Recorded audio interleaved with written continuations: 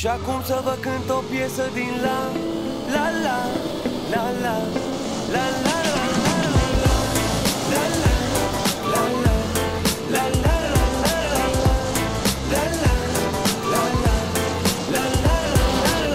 Viața e o structură complexă, concavă sau convexă. Știi când intri, dar nu știi când ieși. Dreaptă, perversă, ea te tratează exact cum o tratezi. Și nu vrei deloc să cedezi. Când te doboară, te ridici, te enervezi.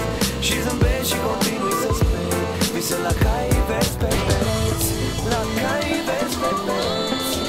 Cai, vezi pe pereți. La cai, vezi pe pereți. La cai, vezi pe pereți. La la la la la la la la la la la la la la. Zile din 7 încerc să mă ferez de rele, nu caut belele. Mama mi-a zis de mic să mă ferez de ele. Fii fericit, indiferent de vreme.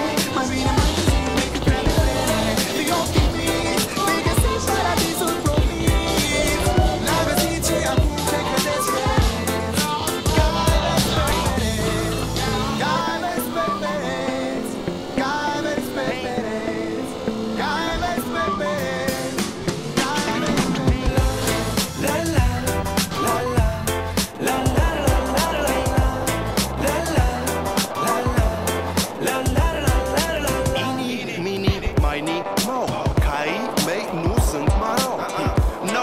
sunt verzi ca dolari și visez că îi călăresc când îmi cântă lăutari. Viața nu-i deloc complicată, noi o complicăm în această fugă disperată. După lovele, după putere, după tot ce ne creează o falsă plăcere. Ai mei îmi zic mereu, Baxter nu ceda. Ia-ți și tu permisul, te rugăm, nu mai bea. Decât să am sub capotă 300 de cai fițoși, mai bine mă las tras de 6 cai frumoși. Cai verzi pe pereți, cai verzi pe pereți, cai verzi pe pereți.